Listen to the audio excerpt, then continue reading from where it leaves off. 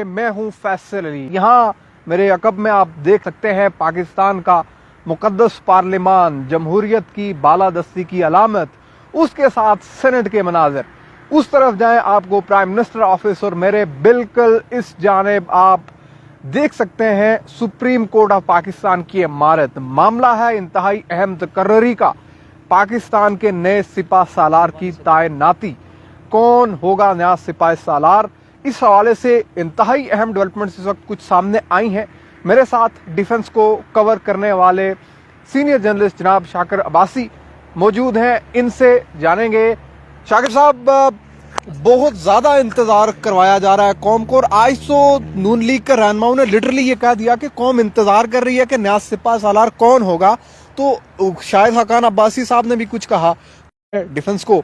तो ये जो पावर्स हैं यहाँ, लेकिन पावर कॉरिडोर्स में जो है इस वक्त जो है कह सकते हैं कि पिंडी कुछ और चाह रहा है, मतलब वज़ीर आज़म हाउस से कुछ और मतलब उनकी ख्वाहिश कुछ हो रहा है, और पिंडी यानी कि जीएचक्यू की जो ख्वाहिश है वो हो रहा है। इसी वजह से जो मामला है अभी तक वो लटका हुआ है। और ये मामला आपने देखा होगा किस तरह लटका हुआ है कि कुछ हुकूमती रहनुमाओं की तरफ से जारहाना बयान भी हमें सामने सुनने को मिले। स्पेशली राना सनाउल्लाह ने कहा कि अगर समरी ना आई तो हम खुद से फैसला कर लेंगे। फिर शाहिद हकान अब्बासी ने कहा कि समरी का ना आना खिलाफ आइन है। तो कल ख्वाजा आसफ ने भी कहा कि जनाब जी हमने लेटर लिख लिया है, उम्मीद है कि जल्द समरी आ जाएगी। तो मामला जो है वो क्योंकि हुकूमत चाह रही है, स्पेशली नवाज शरीफ चाह रहे हैं कि जो लेफ्टिनेंट जनरल आसिम मुनीर साहब हैं उनको आर्मी चीफ लगाया जाए, जबकि जीएचक्यू की तरफ से या एस्टेब्लिशमेंट चाह रही है कि सार शमशाद मिर्जा को आर्मी चीफ लगाया जाए। तो ये मामला जो है वो चल रहे हैं, और स्पेशली जीएचक्यू की तरफ से इस तरह कहा जा रहा है कि उनको लगाया जाए क्योंकि आसिम मुनीर पे में भी इमरान खान को जो है वो अपने रिजर्वेशन है, तहफ़्फ़ुज़ात का इज़हार कर चुके हैं। तो वो चाह रहे हैं कि ऐसा बंदा लाया जाए कि इदारे की जो साख है वो मुतासर ना हो, और सार शमशाद जो मिर्जा हैं वो कैपेबल भी हैं, और आर्मी चीफ जो मौजूदा आर्मी चीफ है जनरल कमर जावेद बाजवा, उनके जो हैं वो उन पे क्या कहते हैं नजर करम भी है, और फैज़ हमीद साहब हैं उनके भी बड़े अच्छे दोस्त हैं। तो जो इसको ये चाह रहा है कि ये जो मामलात हैं यहाँ से इस तरह के वो इस तरह हों, लेकिन नून लीग की क़यादत चाह रही है कि आसिम मुनीर को लाया जाए क्योंकि मोस्ट सीनियर हैं। अभी देखें डेट कम रहेगी। लेफ्टिनेंट जनरल आसिम मुनीर साहब ने 27 नवंबर को रिटायर हो जाना है। उससे पहले वज़ीर आज़म ने 25 को तुर्की का दौरा करना है। 25 से 26 ये दौरा है।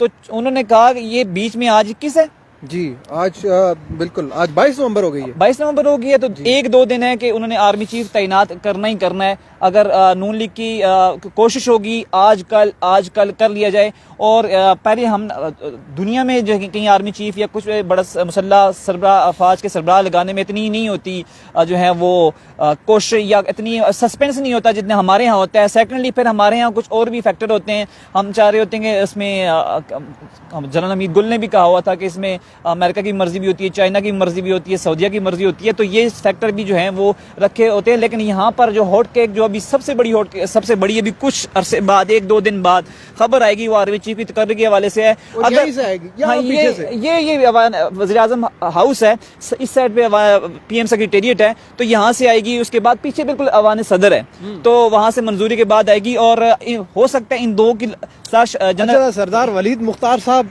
आपके हमारे फेलो जर्नलिस्ट वो मौजूद हैं, वो कह रहे हैं कि 23 को प्राइम मिनिस्टर ने जाना है तुर्की। नहीं 23 को नहीं जाना, 24 की रात को जाना है, तो 25-26 बन जाएगा। यानी तैयारियां तो 23 से शुरू हो जाएंगी। हाँ, तैयारियां 23 से शुरू होनी है, लेकिन उससे पहले ये फाइनल करके जाएंगे। और सकता है कि लेफ्टिनेंट जनरल आसिम नसीर और सार शमशाद मिर्जा के दरमियान की लॉटरी किसी और की निकल है। मे भी नुमान जो राजा साहब हैं उनकी भी जो है वो लॉटरी निकल सकती है। तो जो एक बात तो बताएं, वैसे आप भी माशाल्लाह से काफी ज्यादा चीजों को इन डेप्थ देखते। शाहिद हकान अब्बासी पूरी अदम एतमाद में गायब रहे। ये जो इमरान खान रजीम चेंज का बयानिया, उस पर नून लीग और पीपल्स पार्टी वाले सारे बड़े एक्टिवली बोलते रहे। शाहिद हकान अब्बासी साहब इस बड़े ही क्रूशियल वक्त में अचानक आकर बोल पड़े, और उन्होंने ये कहा कि ये जो समरी ना आई तो ये खिलाफ आइन मामला होगा। तो ये तो हमें कुछ फासले नजर आ रहे हैं इस वक्त इस्लामाबाद और रावलपिंडी में। देखिए फासले भी नजर होते हैं, ये फासले भी हैं कुछ तकर्री के वाले से, लेकिन कुछ टैक्टिस होते हैं कि हो सकता है अगले जो फ्री को उसको प्रेशराइज करने के लिए डिलेइंग टैक्टिस या कुछ फ्री को दूसरे फ्री को प्रेशराइज करने के लिए ऐसे बयान भी दिलवाए जाते हैं। तो ये टैक्टिस भी होते हैं, लेकिन फासले बजाय हैं, क्योंकि जाहिर सी बात है आपको कल पता होगा कि खबर चल पड़ी थी कि आर्मी चीफ की तैनाती के वाले से जो है वो समरी आ गई है, फिलहाल हो गया, इजलास चल रहा है, आज ही तैनाती हो जाएगी। फिर उस खबर की तरदीद ख्वाजा आसिफ ने भी की। तो अभी वैसे आपके तो इल्म में ये बात है कि एक समरी आई है, और उसमें क्या शार्ट था? उसमें एक नाम शार्ट था, और जो हुकूमत चाह रही थी शायद वो नाम शार्ट था, इस वजह से वो मामला जो है वो हल नहीं हो पा रहा है, इस वजह से वो चाह रहे हैं नाम ऐड किया जाए। तो यहाँ पर जो हम कह रहे हैं कि आर्मी चीफ की तैनाती जो है वो 2 दिन में मामला हल ना हुआ तो मजीद सूरत हाल जो है वो मजीद कशीदा होती जाएगी, और ये मुल्क के लिए जो है वो किसी सूरत अच्छा नहीं होगा।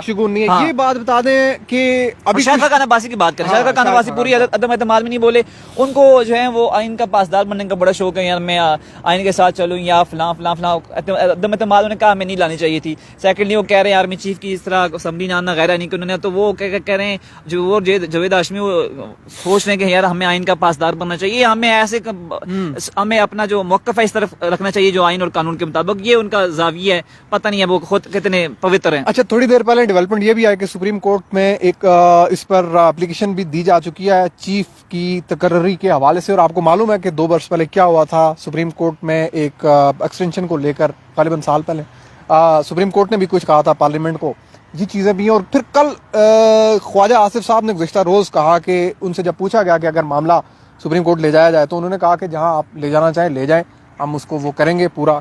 तो अब ये क्या मतलब सुप्रीम कोर्ट ये तय करेगी? देखिए मामला जो होता है ये भी कई चीजें होती हैं, हो सकता है किसी ने दरख्वास्त दिलवाई हो सकता है किसी ये तो तारीख है जबरदस्त, हमें तो अभी इल्म नहीं है। तो दरख्वास्त ये थी, उसमें बेसिकली मतन ये था कि दरख्वास्त में कि जो मोस्ट सीनियर जर्नल है उनको हमेशा की तरह, जैसा सुप्रीम कोर्ट का सीनियर जज होता है वो चीफ जस्टिस बन जाता है, तो आर्मी में ये होना चाहिए जो मोस्ट सीनियर जर्नल हो उसको चीफ ऑफ आर्मी स्टाफ बनना चाहिए। तो ये उन्होंने दरख्वास्त दी कि इस्तदा की जाए, कि इस्तदा की है कि मोस्ट सीनियर जर्नल है जो है उनको आर्मी चीफ लगाया जाए, और यही रीति रिवायत उन्होंने कहा कि इसको आगे भी बरकरार रखना चाहिए। लेकिन हमारे यहाँ वो एक समरी भेजी जाती है जिसमें 5 नाम होते हैं, और अब पुराने बरस चले जाए कुछ अर्सा बैक पे तो 9वें 7वें या 9वें नंबर से भी उठा के लाए गए हैं। मतलब जनरल जिया की बात करें तो वो 9वें नंबर पे थे, मुशर्रफ साहब में ख्याल है 5वें 6वें 7वें नंबर पे थे। इस दफा तो टेक्निकली चीजें इतनी ज्यादा एक्सपोज हो रही हैं, आप देखें कि सीनियर मोस्ट का जहां पर जिक्र आया तो सीनियर मोस्ट को उस सीनियरिटी से या उस मेरिट से उनको यानी टेक्निकली उनको वहां से हटाने के लिए डिले हो रहा है, बाज़ाहिर यही लग रहा है। ये भी है क्योंकि 27 को उन्होंने रिटायर हो जाना है। अब देखते हैं कि ये जो टैक्टिस हैं कितने जो है मुफीद साबित होते हैं।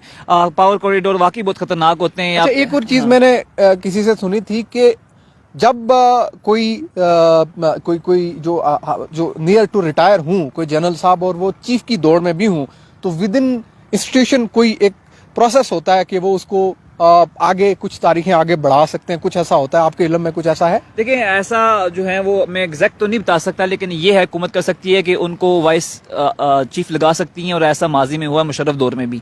तो एक नोटिफिकेशन, ऐसा हो सकता है कि उनको जो है वाइस चीफ लगा सकते हैं। ये हुकूमत के पास होता है कि नोटिफिकेशन के जरिए वो ये कह सकते हैं कि फलां साहब को हम वाइस ऑफ चीफ लगा देते हैं, तो ऑटोमेटिकली जब उनको वाइस लगा दिया जाता है तो वो 4 स्टार जनरल बन जाते हैं। तो ये हुकूमत के पास ऑप्शन है। थोड़ा सा सम अप करें, हमने एक तरफ की बात तो कर दी, पाकिस्तान तहरीक इंसाफ जिसका बहुत की कंसर्न है जनरल आसिम मुनीर की तकर्री ना हो, इस पूरे मामले में हम देख रहे हैं कि वो काफ़ी ज़्यादा सेटिस्फाइड नजर आ रहे हैं, बड़े बैलेंस किस्म की चीज़ें इस वक्त उनकी बड़ी स्मूथली नजर आ रही हैं, शायद वो अपने मकासद में कामयाब हो चुके हैं। और आखिर वो कौन सा नाम है जिस पर वो मुत्तफिक हैं?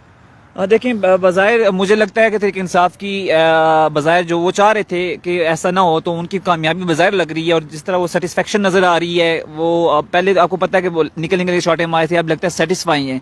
तो बज़ाहिर ऐसा लग रहा है कि वो सेटिस्फाई हैं कि उनकी जो बात है वो मानी जा रही है।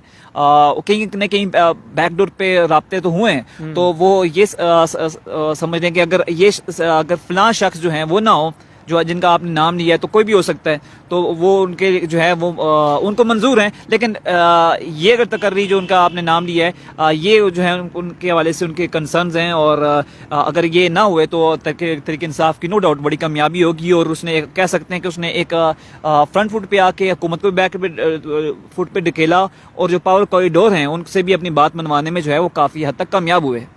बहुत शुक्रिया जी। शाकिर अब्बासी हमारे साथ मौजूद थे। पाकिस्तान की तारीख में कभी भी ऐसा नहीं हुआ कि सिपा सालार की तैनाती इतना ज़्यादा खबरों की जीनत बने।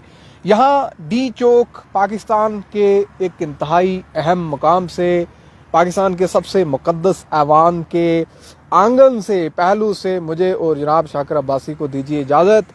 अगली वीडियो में आपसे होगी मुलाकात। अल्लाह हाफ़िज़।